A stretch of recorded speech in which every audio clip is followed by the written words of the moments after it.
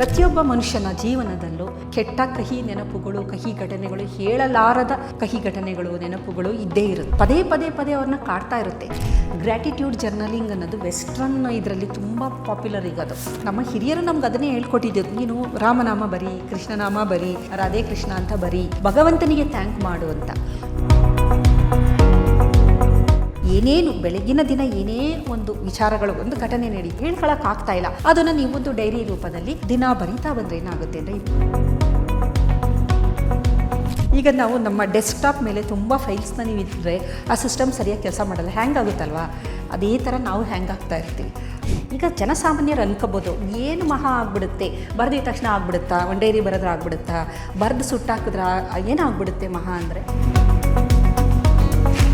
ಯಾವುದೋ ಒಂದು ಪೂಜೆ ಮಾಡಬೇಕಾದ್ರೆ ಈ 21 ಡೇಸ್ ಮಾಡಿ ಅಂತಾರೆ. ನಮ್ಮ ಮೆದುಳಿನಲ್ಲಿ ಒಂದು ಪಾತ್ವೆ ಕ್ರಿಯೇಟ್ ಆಗಬೇಕು. ಹಿಪ್ಪೋ ಕ್ಯಾಂಪಸ್ ಅಂತ ಕರಿತೀವಿ ಈ ನೆನಪುಗಳನ್ನು ಇಟ್ಕೊಳ್ಳೋ ಅಂತಾರೆ. ಹಿಪ್ಪೋ ಕ್ಯಾಂಪಸ್ ರೀಜನ್ನು ತುಂಬ ಡೆಲಿಕೇಟ್ ಆಗಿರುತ್ತೆ ಅಂತ ಇಟ್ಕೊಳ್ಳಿ. ಈ ಬರವಣಿಗೆ ಮಾಡ್ತಾ ಮಾಡ್ತಾ ಮಾಡ್ತಾ ನ್ಯೂರೋಜೆನೆಸಿಸ್ ಆಗಿ ಹಿಪ್ಪೋ ಕ್ಯಾಂಪಸ್ ರೀಜನ್ನು ಅನಾರೋಗ್ಯದಿಂದ ಕೂಡಿದ ಆರೋಗ್ಯವನ್ನು ಹೊಂದುತ್ತೆ. ಇತ್ತೀಚಿನ ಮಕ್ಕಳಲ್ಲಿ ಏನಕ್ಕೆ ನೋಡಿ ಅವರಿಗೆ ಬಹಳ ತೊಂದರೆಗಳು ಕಾಡುತ್ತೆ, ಒತ್ತಡ ಕಾಡುತ್ತೆ. ಕಾರಣ ಏನು ಅಂತಂದರೆ ಬರವಣಿಗೆನೇ ಇಲ್ಲ. ಅವ್ರಿಗೆ ಒಳಗಡೆ ಇರುವ ಭಾವನೆಗಳನ್ನು ನೀವು ಹೊರಗಡೆ ಹಾಕೋದಕ್ಕೆ ಔಟ್ಲೆಟ್ ಇಲ್ಲ.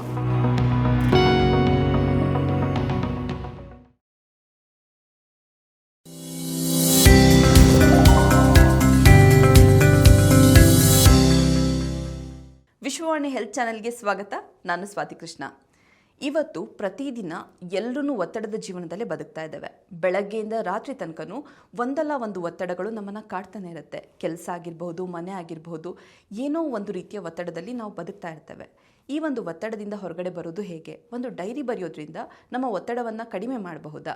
ಈ ಥರ ಪ್ರಶ್ನೆಗಳು ನಮ್ಮನ್ನು ಕಾಡ್ತಾ ಇರುತ್ತೆ. ಇದರ ಬಗ್ಗೆ ಇವತ್ತಿನ ಸಂಚಿಕೆಯಲ್ಲಿ ನಮಗೆ ಮಾಹಿತಿಯನ್ನು ನೀಡಲಿಕ್ಕೆ ಮೈಸೂರು ವಿಶ್ವವಿದ್ಯಾಲಯದ ಜೆನೆಟಿಕ್ ಮತ್ತು ಜೆನೋಮಿಕ್ಸ್ ಅಧ್ಯಕ್ಷರಾಗಿರುವಂತಹ ಪ್ರೊಫೆಸರ್ ಸುತ್ತೂರು ಎಸ್ ಮಾನ್ಯವರಿದ್ದಾರೆ. ಅವರಿಗೆ ಕಾರ್ಯಕ್ರಮಕ್ಕೆ ಸ್ವಾಗತವನ್ನು ಕೋರ್ತಾ ನಮ್ಮ ಕಾರ್ಯಕ್ರಮನ ಶುರು ಮಾಡೋಣ. ಈಗ ಎಲ್ಲರದ್ದು ಒತ್ತಡದ ಜೀವನನೇ ನಡೀತಾ ಇದೆ. ಸೊ ಮೊದಲೆಲ್ಲ ಹೇಗೆ ಅಂತ ಹೇಳಿದ್ರೆ, ನಾವು ಬರಿತಾ ಇದ್ವಿ, ಬರವಣಿಗೆ ತುಂಬ ಇತ್ತು. ಈಗ ಡೈರಿ ಬರೆಯೋದಾಗಿರ್ಬೋದು ಅಥವಾ ರಾಮನಾಮ ಆಗಿರ್ಬೋದು, ಈ ಹರೇ ರಾಮ ಹರೇ ಕೃಷ್ಣ ಶ್ರೀಕೃಷ್ಣ ಏನೇನೋ ಜಪಗಳು ಬರೆಯುವಂಥದ್ದು, ಇಂಥದ್ದೆಲ್ಲ ಬರೆದ್ರೆ ಒಳ್ಳೇದು, ಮನಸ್ಸಿಗೆ ನೆಮ್ಮದಿ ಅಂತ ಹೇಳ್ತಾ ಇದ್ರು. ಆದ್ರೆ ಇತ್ತೀಚೆಗೆ ಈ ಮೊಬೈಲು, ಲ್ಯಾಪ್ಟಾಪ್ ಎಲ್ಲ ಬಂದದ್ದೇ ಬರವಣಿಗೆ ಅನ್ನೋದೇ ಇಲ್ಲ. ಶಾಲಾ ಕಾಲೇಜ್ ಜೀವನದಲ್ಲೇ ಕೊನೆ ಅದೆಲ್ಲ. ಹೌದು. ಸೊ ಈಗಿನ ಒಂದು ಒತ್ತಡದ ಜೀವನದಲ್ಲಿ ಬರೆಯೋದು, ಡೈರಿ ಬರೆಯೋದು ಎಷ್ಟು ಮುಖ್ಯ ಆಗಿರುತ್ತೆ ಅಂತ?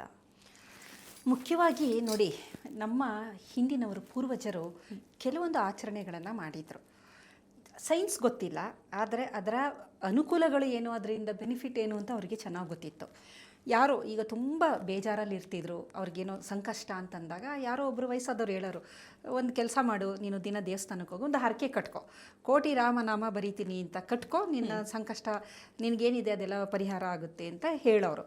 ಇವರು ಆರಂಭ ಮಾಡೋರು, ಅವರು ಬರೆಯೋಷ್ಟರಲ್ಲಿ ಅವರಿಗೆ ಅದಕ್ಕೆ ಒಂದು ಪರಿಹಾರ ಸಿಗ್ತಾಯಿತ್ತು.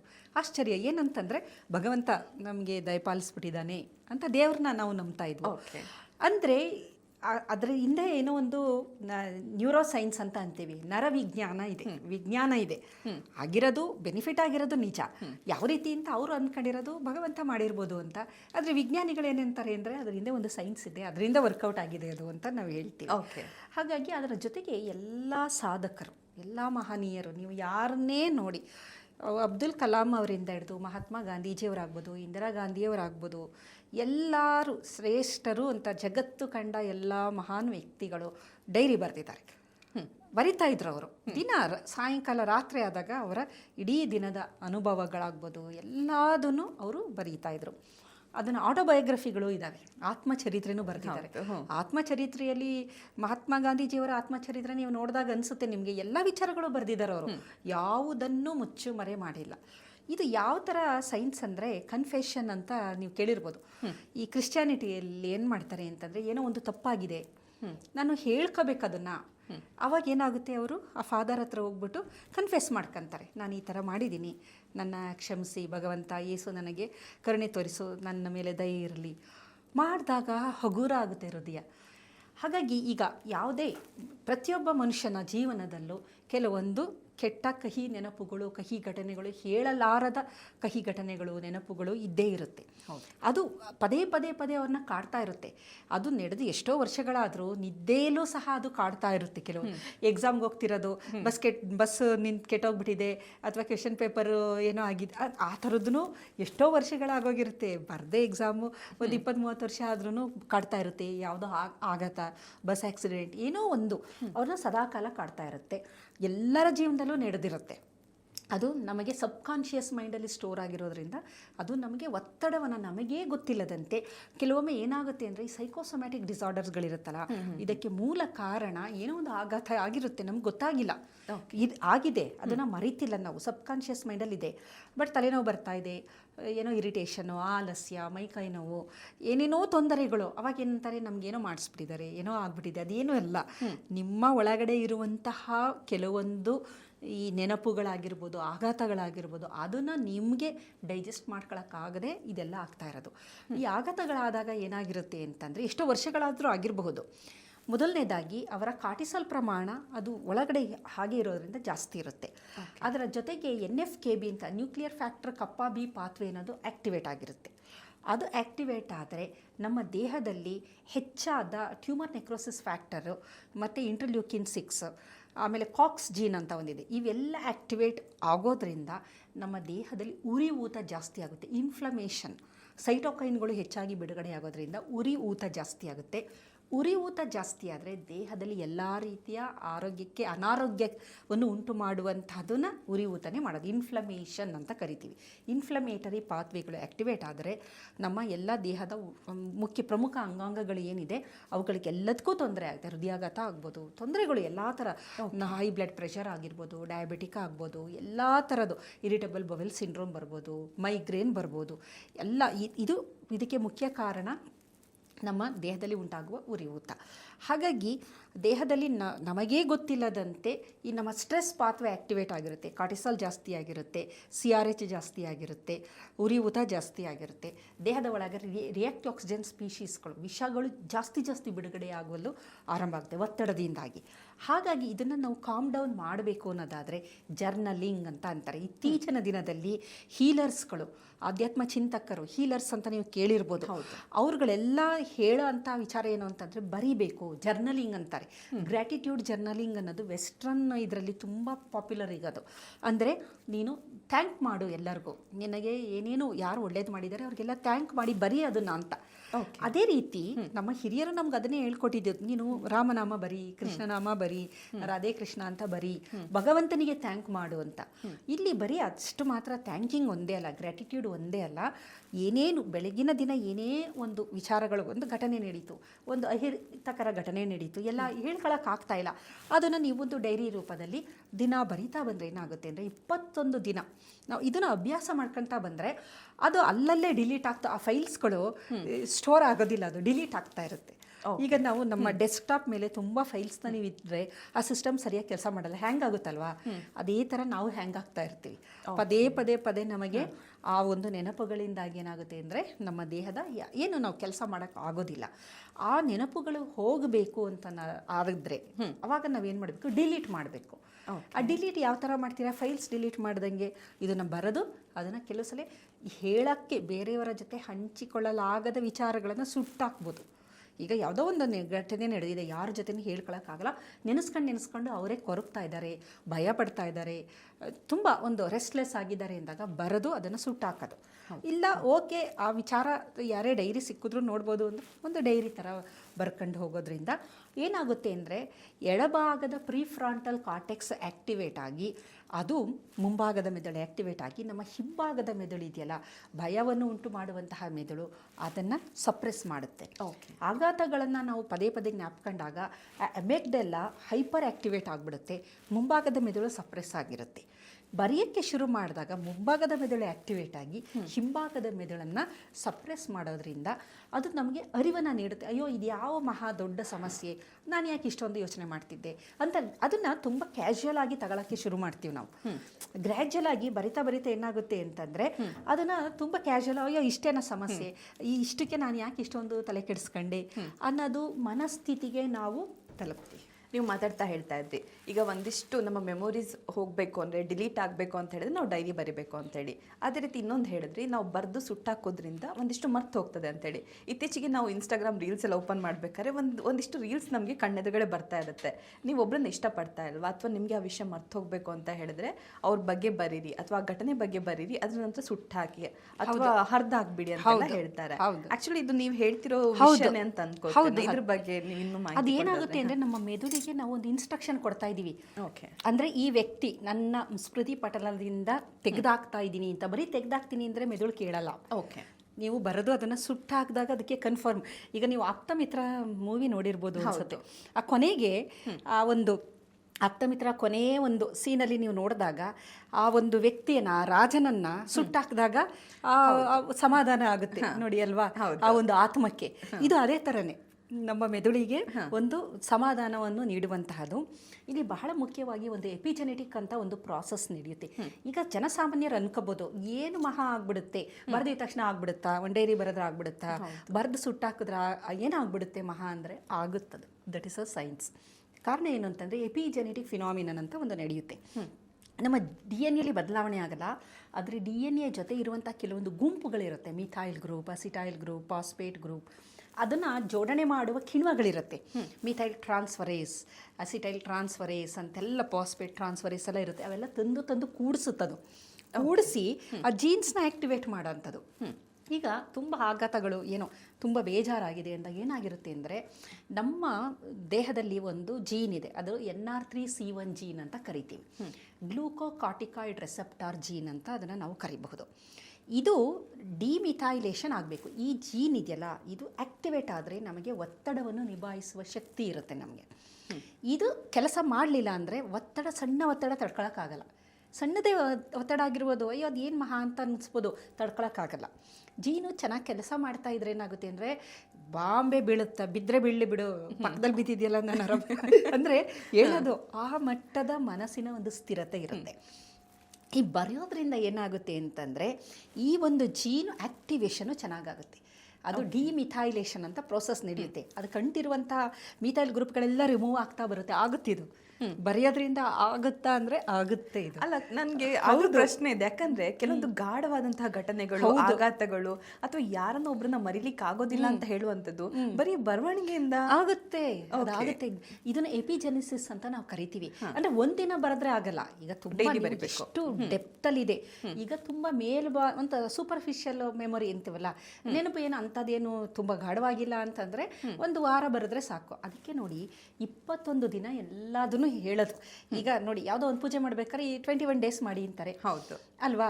ಈಗ ಏನೋ ಒಂದು ನೀವು ವ್ರತ, ಒಂದು ಅರಳಿ ಮರ ಸುತ್ತಬೇಕು, ಏನೋ ಒಂದು ಅಶ್ವತ್ಥ ಇದನ್ನ ಪೂಜೆ ಮಾಡಬೇಕು, ವೃಕ್ಷದ ಪೂಜೆ ಅಂದರೆ 21 ದಿನ ಮಾಡಿ. ಏನಕ್ಕೆ ಒಂದಿನ ಬೇಡ, ಒಂದು ವಾರ ಬೇಡ, 2 ವಾರ ಬೇಡ, 21 ದಿನ ಅಂದರೆ ನಮ್ಮ ಮೆದುಳಿನಲ್ಲಿ ಒಂದು ಪಾತ್ವೆ ಕ್ರಿಯೇಟ್ ಆಗಬೇಕದು ನಾವು ಮಾಡಬೇಕಾದ್ರೆ. ಈಗ ಬರಿತಾ ಬರಿತಾ ಬರಿತಾ ಏನಾಗುತ್ತೆ ಅಂದರೆ, ಒಂದು ನ್ಯೂರೋಪ್ಲಾಸ್ಟಿಸಿಟಿ ಅಂತೀವಿ, ಒಂದು ಪಾತ್ವೆ ಕ್ರಿಯೇಟ್ ಆಗುತ್ತೆ. ಆ ಮೆಮೊರಿಗಳನ್ನೆಲ್ಲ ಅಳಿಸಿ ಹಾಕುವಂತಹ ಇನ್ನೊಂದು ಲೇಯರು ಎಕ್ಸ್ಟ್ರಾ ತಿಕ್ನಿಂಗ್ ಆಗ್ತಾ ಬರುತ್ತೆ. ಮುಂಭಾಗದ ಮೆದುಳು ಹೆಚ್ಚು ತಿಕ್ಕಾಗುತ್ತೆ. ಎಲ್ಲೆಲ್ಲಿ ಡ್ಯಾಮೇಜ್ ಆಗಿರುತ್ತೆ, ಈಗ ನೆನಪುಗಳ ಒಂದು ಹಿಪೋ ಕ್ಯಾಂಪಸ್ ಅಂತ ಕರಿತೀವಿ, ಈ ನೆನಪುಗಳನ್ನು ಇಟ್ಕೊಳ್ಳೋ ಅಂಥದ್ದು. ಹಿಪೋ ಕ್ಯಾಂಪಸ್ ರೀಜನ್ನು ತುಂಬ ಡೆಲಿಕೇಟ್ ಆಗಿರುತ್ತೆ ಅಂತ ಇಟ್ಕೊಳ್ಳಿ. ಈ ಬರವಣಿಗೆ ಮಾಡ್ತಾ ಮಾಡ್ತಾ ಮಾಡ್ತಾ ನ್ಯೂರೋಜೆನೆಸಿಸ್ ಆಗಿ ಹಿಪೋ ಕ್ಯಾಂಪಸ್ ರೀಜನ್ನು ಅನಾರೋಗ್ಯದಿಂದ ಕೂಡಿದ್ದು ಆರೋಗ್ಯವನ್ನು ಹೊಂದುತ್ತೆ. ಹಾಗಾಗಿ ಇವೆಲ್ಲ ಹಾಗೇನೆ. ಈಗ ಮ್ಯೂಸಿಕ್ ಕೇಳೋಂಥದ್ದೇ ಆಗಲಿ, ಪರಿಸರದಲ್ಲಿ ನಾವು ಓಡಾಡಿದಾಗ ತುಂಬ ಮನಸ್ಸಿಗೆ ಸಮಾಧಾನ ಆಗುತ್ತಲ್ವ, ಆದಾಗ ಒಳಗಡೆ ಕ್ರಿಯೆಗಳು ಆ್ಯಕ್ಟಿವೇಟ್ ಆಗ್ತಾ ಬರುತ್ತೆ. ಹೊರಗಡೆ ನಾವು ಏನು ಮಾಡ್ತೀವಿ, ಒಳಗಡೆ ಅದನ್ನು ಆ್ಯಕ್ಟಿವೇಟ್ ಮಾಡೋ ಅಂಥದ್ದು ನಡೆಯುತ್ತೆ. ಹಾಗಾಗಿ ಬಹಳ ಮುಖ್ಯವಾಗಿ ಎಪಿಜೆನೆಟಿಕ್ ಅಂತ DNA ಮಿಥೈಲೇಷನ್ ಆಗಿರ್ಬೋದು, ಮಾಡಿಫಿಕೇಷನ್ ಆಗ್ಬೋದು, ಹಿಸ್ಟೋನ್ ಮಾಡಿಫಿಕೇಷನ್, ಈ ಥರ ಬೇಕಾದಷ್ಟು ಕ್ರಿಯೆಗಳು, ನಾನು ಸಿಂಪ್ಲಿಫೈ ಮಾಡಿ ಹೇಳ್ತಾ ಇರೋದು, ಬೇಕಾದಷ್ಟು ಕ್ರಿಯೆಗಳು ನಡೆಯುತ್ತಾ ಹೋಗುತ್ತೆ. ಜೊತೆಗೇನಾಗುತ್ತೆ, ಬರವಣಿಗೆ ಮಾಡ್ತಾ ಮಾಡ್ತಾ ನಮ್ಮ parasympathetic nervous system, Vegas nervous system activate ಆಗ್ತಾ ಬರುತ್ತೆ. ಬರವಣಿಗೆಯ ಬಹಳ ಮುಖ್ಯವಾದ, ಇತ್ತೀಚಿನ ಮಕ್ಕಳಲ್ಲಿ ಏನಕ್ಕೆ ನೋಡಿ ಅವರಿಗೆ ಬಹಳ ತೊಂದರೆಗಳು ಕಾಡುತ್ತೆ, ಒತ್ತಡ ಕಾಡುತ್ತೆ ಎಲ್ಲ. ಕಾರಣ ಏನು ಅಂತಂದರೆ ಬರವಣಿಗೆನೇ ಇಲ್ಲ ಅವರಿಗೆ. ಹೌದು, ಬರವಣಿಗೆನೇ ಇಲ್ಲ. ಒಳಗಡೆ ಇರುವ ಭಾವನೆಗಳನ್ನು ನೀವು ಹೊರಗಡೆ ಹಾಕೋದಕ್ಕೆ ಔಟ್ಲೆಟ್ ಇಲ್ಲ. ಈಗ ಹಿಂದೆ ಎಲ್ಲ ಎಷ್ಟೇ ಒತ್ತಡ ಇದ್ದರೂ ಒಂದು ಔಟ್ಲೆಟು, ಬರವಣಿಗೆ ಒಂದು ಔಟ್ಲೆಟು. ಈಗ ನೋಡಿ, ದೊಡ್ಡ ದೊಡ್ಡ ಸಾಹಿತಿಗಳು ಮಹಾನ್ ಗ್ರಂಥಗಳನ್ನು ರಚನೆ ಮಾಡಿದ್ದಾರೆ. ಹೇಗೆ ಅಂತಂದರೆ, ಒಳಗಡೆ ಇರುವ ಭಾವನೆಗಳೇ ಪುಸ್ತಕ ರೂಪದಲ್ಲಿ, ಸಾಹಿತ್ಯದ ರೂಪದಲ್ಲಿ ಹೊರಗಡೆ ಬಂದಿರೋ ಅಂಥದ್ದು. ಆ ತೀವ್ರತೆ ಅದು ಹೆಂಗಿರುತ್ತೆ ಅಂದರೆ ಆ ಸಾಹಿತ್ಯ ಅಷ್ಟು ಚೆನ್ನಾಗಿರಬೇಕು ಅಂದರೆ ಒಳಗಡೆ ಅನುಭವಿಸಿ ಅದನ್ನು ಬರೆದಿರ್ತಾರೆ. ಇವಾಗ ಒಳಗಡೆ ಅನುಭವಿಸ್ತಿರ್ತಾರೆ, ಅದನ್ನು ಎಕ್ಸ್ಪ್ರೆಸ್ ಮಾಡೋಕ್ಕೆ ಗೊತ್ತಿಲ್ಲ. ಒಂದು ಬರವಣಿಗೆ ಆಗಿರ್ಬೋದು, ಇನ್ನೊಂದು ಮ್ಯೂಸಿಕ್ ಆಗ್ಬೋದು, ಇನ್ನೊಂದು ಡಾನ್ಸ್, ಅಂದರೆ ಔಟ್ಲೆಟ್ ಬೇಕು. ಇವೆಲ್ಲ ಔಟ್ಲೆಟ್ಗಳು. ನಿಮಗೆ ತುಂಬ ಬೇಜಾರಾಗಿದೆ ಅಂದರೆ ನೀವು ಭರತನಾಟ್ಯ ಕಲಾವಿದೆ ಆದರೆ ಒಂದು ಡ್ಯಾನ್ಸ್ ಮಾಡಿಬಿಟ್ಟು ಸಮಾಧಾನ ಮಾಡ್ಕೊತೀರ. ಅಥವಾ ಗಾಯಕಿ ಆದರೆ ಒಂದಷ್ಟು ಶೋಕಗೀತೆಗಳನ್ನು, ವಿರಹ ಗೀತೆ ಎಲ್ಲ ಹಾಡಿದಾಗ ಇದಾಗುತ್ತೆ. ಏನೂ ಗೊತ್ತಿಲ್ಲ ನನಗೆ ಅಂದಾಗ ನನ್ನ ಒಳಗಡೆ ಕುದೀತಾ ಇರೋಂತಹ ಆ ಎಲ್ಲ ಅಸಹನೆ ಇವೆಲ್ಲ ಏನಾಗುತ್ತೆ ಅಂದರೆ ಕೋಪ, ಆಮೇಲೆ ಬೇರೆಯವ್ರ ಮೇಲೆ ರೇಗದು, ಅದನ್ನು ಬೇರೆ ಥರ ತಿರ್ಸ್ತೀವಿ. ಒಳ್ಳೆಯ ಪ್ರೊಡಕ್ಟಿವ್ ಆಗಿ ಅಥವಾ ಒಂದು ಔಟ್ಲೆಟ್ಟು ಚೆನ್ನಾಗಿ ಕೊಡಲ್ಲ ನಾವು, ಒಂದು ಕೆಟ್ಟದಾಗಿ ಅದನ್ನು ಹೊರಗಡೆ ಹಾಕೋಂಥದ್ದು ನಾವು ಮಾಡ್ತೀವಿ. ಹಾಗಾಗಿ ಬರವಣಿಗೆಯಲ್ಲಿ ಪ್ಯಾರಾಸಿಂಪಥೆಟಿಕ್ ನರ್ವಸ್ ಸಿಸ್ಟಮ್ ಆ್ಯಕ್ಟಿವೇಟ್ ಮಾಡಿ, ವೇಗಸ್ ನರ್ವ್ ಆ್ಯಕ್ಟಿವೇಟ್ ಮಾಡಿ, ಮುಂಭಾಗದ ಮೆದುಳನ್ನು ಆ್ಯಕ್ಟಿವೇಟ್ ಮಾಡುತ್ತೆ, ಕಾಮ್ ಡೌನ್ ಮಾಡುತ್ತೆ, ಒಂಥರ ಸಮಾಧಾನವಾಗಿ ನಾವು ಇರುವಂತಹ ಸ್ಥಿತಿಗೆ ನಮ್ಮನ್ನು ತೆಗೆದುಕೊಂಡು ಹೋಗುತ್ತೆ. ಜೊತೆಲಿ ಹಿಪ್ಪೋ ಕ್ಯಾಂಪಸಲ್ಲಿ ಈ ನೆನಪುಗಳು ಫ್ರ್ಯಾಗ್ಮೆಂಟ್ ಆಗಿ ಕಲಸಿ ಮೇಲೋಗ್ರ ಥರ ಆಗಿರುತ್ತೆ. ಬರವಣಿಗೆ ಮಾಡ್ತಾ ಮಾಡ್ತಾ ನಾವು ಅದನ್ನು ಬರಿತೀವಲ್ಲ ಆ ಘಟನೆನ, ಅದಕ್ಕೆ ನಾವು ಸರಿಯಾಗಿ ಲಿಂಕ್ ಕೊಟ್ಕೊಂಡು ಬರಿತೀವಿ. ಎಲ್ಲೆಲ್ಲೋ ಛಿದ್ರವಾಗಿರೋದನ್ನ ಒಂದು ಅದೇನಾಗುತ್ತೆ, ಕನಸಲ್ಲಿ ಛಿದ್ರವಾಗಿ ಬರುತ್ತೆ. ಅದು ನಮಗೆ ಕನಸು ಪೂರ್ತಿ ಪ್ರಮಾಣದಲ್ಲಿ ಬರೋದಿಲ್ಲ, ಅದು ಏನೇನೇನೇನೋ ಬರುತ್ತೆ. ನೀವು ಅದಕ್ಕೆ ಪೂರ್ಣ ಪ್ರಮಾಣದ ರೂಪವನ್ನು ಕೊಟ್ಟಾಗ ಅದೇನಾಗುತ್ತೆ, ಅದಕ್ಕೆ ಒಂದು ಆಕಾರ ಬರುತ್ತೆ. ನಂತರ ಬರಿತಾ ಆಕಾರ ಅದು ಹಾಗೆ ಡಿಮಿನಿಷ್ ಆಗ್ತಾ ಅದು ಹಾಗೆ ಕಳೆದು ಹೋಗುವಂಥ ಸಾಧ್ಯತೆ ಇದೆ. ಈ ಬರವಣಿಗೆಯೇ ಮಾಡಬೇಕಾದ್ರೆ ಡೋಪಮೈನ್ ರಿಲೀಸ್ ಆಗುತ್ತೆ, ಆಮೇಲೆ ಸೆರೋಟೋನಿನ್ ಹಾರ್ಮೋನ್ ರಿಲೀಸ್ ಆಗುತ್ತೆ. ಈ ಥರ ಒಳ್ಳೆ ಹಾರ್ಮೋನುಗಳು ಏನು ಇರುತ್ತೆ ಅವೆಲ್ಲ ಹೋಗಿ ಮನಸ್ಸು ಅದರಲ್ಲಿ ರಾಮನಾಮ ಅಂಥದ್ದೆಲ್ಲ ಬರೀತಾರೆ ನೋಡಿ ಕೋಟಿ, ಆವಾಗ ಭಕ್ತಿ ಪರವಶತೆ ಜಾಸ್ತಿ ಆಗುತ್ತೆ. ಆವಾಗ ಗುಡ್ ಹಾರ್ಮೋನ್ಸ್ ರಿಲೀಸ್ ಆಗ್ತಾ ಇರುತ್ತೆ, ಮನಸ್ಸು ಹಗೂರ ಆಗೋದು.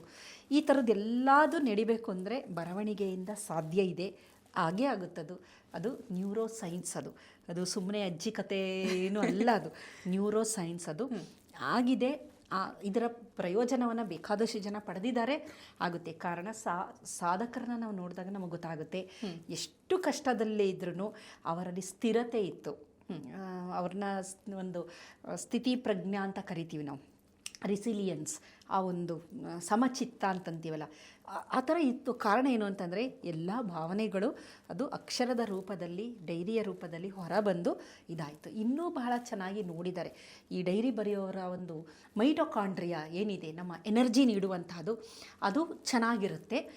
ಇಲ್ಲ ಹಾಗೇ ಟ್ರಾಮಾದಲ್ಲಿ ಕ್ರಾನಿಕ್ ಅಥವಾ ನಮ್ಮ ಒತ್ತಡ ಜಾಸ್ತಿ ಆದಾಗ, ನಮಗೆ ಆಘಾತಗಳು ಜಾಸ್ತಿ ಆದಾಗ ನಮ್ಮ ಮೈಟೊಕಾಂಡ್ರಿಯಾ ಹಾಳಾಗ್ತಾ ಬರುತ್ತೆ. ಅದಕ್ಕೆ ನೋಡಿ, ಆಘಾತಗಳಾದಾಗ ಎನರ್ಜಿ ಇರಲ್ಲ ಅವ್ರಿಗೆ ಅಲ್ವಾ, ತುಂಬ ಎನರ್ಜಿ, ಲೋ ಎನರ್ಜಿ, ತುಂಬ ಸುಸ್ತು ಅಂತಾರೆ, ಸಂಕಟ ಅಂತಾರೆ, ಎಷ್ಟೇ ತಿಂದ್ರೂ ಎದ್ದೇಳಕ್ಕೂ ಮಲಗಿದ್ದಿಂದ ಎದ್ದೇಳಕ್ಕೂ ಸಹ ಆಗಲ್ಲ.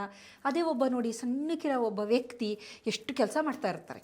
ಈಗ ನೋಡಿ, ಸುಮ್ಮನೆ ಯಾವುದು ಬೇಡ, ಮನೆಯಲ್ಲದೆ ಒಂದು ಎಕ್ಸಾಂಪಲ್ ತಗೊಂಡ್ರೆ, ನಮ್ಮ ಮನೇಲಿ ಕೆಲಸ ಮಾಡೋರು ಏನು ತುಂಬ ದಷ್ಟಪುಷ್ಟರಾಗಿ ಏನಿರಲ್ಲ, ಸಣ್ಣಕ್ಕಿರ್ತಾರೆ, ಎಷ್ಟು ಕೆಲಸ ಮಾಡ್ತಾರೆ. ನಾವೇ ದಷ್ಟಪುಷ್ಟರಾಗಿರ್ತೀವಿ, ಕೆಲಸ ಮಾಡೋಕ್ಕಾಗಲ್ಲ ಅಲ್ವಾ. ನಾವು ನೋಡಿರುವಂತಹದ್ದೇ ನಮ್ಮ ದಿನನಿತ್ಯದಲ್ಲಿ. ಕಾರಣ ಏನು ಅಂತಂದರೆ, ದಪ್ಪ ಇರೋದೊಂದೇ ಅಲ್ಲ, ಎನರ್ಜಿ ಲೆವೆಲ್ ಇದೆಯಲ್ಲ, ಅದು ಮೈಟೊಕಾಂಡ್ರಿಯಾದಿಂದ ಬಂದಿರುವಂಥದ್ದು. ಮೈಟೊಕಾಂಡ್ರಿಯಾ ಆರೋಗ್ಯವಾಗಿರಬೇಕು ಅಂತಂದರೆ ಒತ್ತಡ ಇರಬಾರ್ದು. ಕ್ರಾನಿಕ್ ಸ್ಟ್ರೆಸ್ಸು ಮೈಟೊಕಾಂಡ್ರಿಯಾವನ್ನು ನಾಶ ಮಾಡುತ್ತೆ. MTOR ಪಾತ್ವೆ ಅಂತ ಇದೆ, ಆ ಪಾತ್ವೆ ಓವರ್ ಆ್ಯಕ್ಟಿವೇಟು ಆಗಬಾರ್ದು. ಕೆಲವೆಲ್ಲ ಇದೆ, ಓವರ್ ಆ್ಯಕ್ಟಿವೇಟು ಆಗಬಾರ್ದು, ಇದು ಆಗಬಾರ್ದು ಅಂತೇಳಿ. ಅದೇ ಥರ ಈ ಬರವಣಿಗೆಯಿಂದ ಸಿರ್2 ಪಾತ್ವೆ ಅಂತ ಒಂದು ಪಾತ್ವೆ ಇದೆ. ಸಿರ್2 ಪಾತ್ವೆ ಆ್ಯಕ್ಟಿವೇಟ್ ಆಗುತ್ತೆ. ಇದೇನು ಅಂತಂದರೆ ಲಾಂಜಿವಿಟಿ. ಮನುಷ್ಯ ಬಹಳ ದೀರ್ಘಾಯುಷ್ಯನ ಹೊಂದಬೇಕು ಅಂತಂದರೆ, ಆಘಾತಗಳು ಎಲ್ಲರಿಗೂ ನಡೀತಾ ಇರುತ್ತೆ. ಎಲ್ಲ ಮನುಷ್ಯ ಅಂತಂದ ಮೇಲೆ ಜಗತ್ತಿನಲ್ಲಿರುವ ಎಲ್ಲರಿಗೂ ಸಮಸ್ಯೆ ಇದ್ದೇ ಇರುತ್ತೆ. ಅವರು ಪ್ರಧಾನಿನೇ ಆಗಿರ್ಬೋದು ಅಥವಾ ಒಬ್ಬ ರೈತನೇ ಆಗಿರ್ಬೋದು, ಯಾರೇ ಆದರೂ ಅವರದ್ದೇ ಬೇರೆ ಬೇರೆ ಥರದ ಸಮಸ್ಯೆಗಳು. ಹಾಗಾಗಿ ಸಮಸ್ಯೆಗಳ ರೂಪ ಬೇರೆ ಬೇರೆ ಇರುತ್ತೆ, ತೀವ್ರತೆ ಒಂದೇ ಇರುತ್ತೆ. ಎಲ್ಲರಿಗೂ ತೀವ್ರವಾದ ಸಮಸ್ಯೆಯಲ್ಲೇ ಇರ್ಬೋದು, ಕೆಲವು ಸಲ ಮೈಲ್ಡ್ ಆಗೂ ಇರಬಹುದು. ಅವಾಗೇನಾಗುತ್ತೆ ಅಂದರೆ ಸಿರ್2 ಪಾತ್ವೆ ಅಂತಿದೆಯಲ್ಲ, ಇದು ಬರವಣಿಗೆ ಯಾರು ಮಾಡ್ತಾ ಬರ್ತಾರೆ ಅವರಿಗೆ ಆ ಸಿರ್2 ಪಾತ್ವೆ ಆ್ಯಕ್ಟಿವೇಟ್ ಆಗೋದ್ರಿಂದ ಅದು ದೇಹದಲ್ಲಿ ಬಿಡುಗಡೆಯಾಗುವ ವಿಷಗಳನ್ನು ಕಡಿಮೆ ಮಾಡಿ, ಆಘಾತಗಳನ್ನು ಕಡಿಮೆ ಮಾಡಿ, ಮನಸ್ಸಿಗೆ ಸಮಾಧಾನ ನೀಡೋದ್ರಿಂದ ಕಾರ್ಟಿಸಾಲ್ ಪ್ರಮಾಣ ಕಡಿಮೆ ಆಗುತ್ತೆ.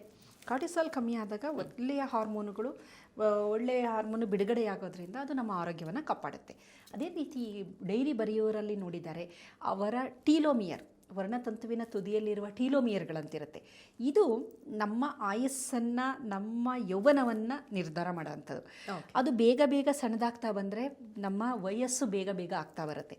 ಕೂದಲು ಉದುರೋಂಥದ್ದು, ಬೇಗ ಬೆಳ್ಳಕ್ಕಾಗೋಂಥದ್ದು, ಸ್ಕಿನ್ ಹಾಳಾಗೋಂಥದ್ದು, ಯಾವ ವ್ಯಕ್ತಿಯಲ್ಲಿ ಈ ಒಂದು ಟೀಲೋಮಿಯರು ಅಂದರೆ ಅದು ನಶಿಸಿ ಹೋಗುತ್ತೆ ಇಲ್ಲ ಅಂತಲ್ಲ, ಬಟ್ ಅದು ಅದರದೇ ಆದ ಒಂದು ಕ್ರಮದಲ್ಲಿ ಹೋಗಬೇಕು. ಅದು ಸಡನ್ ಜಾಸ್ತಿ ಬೇಗ ಡಿಟೋರಿಯರೇಟ್ ಆಗಬಾರ್ದು.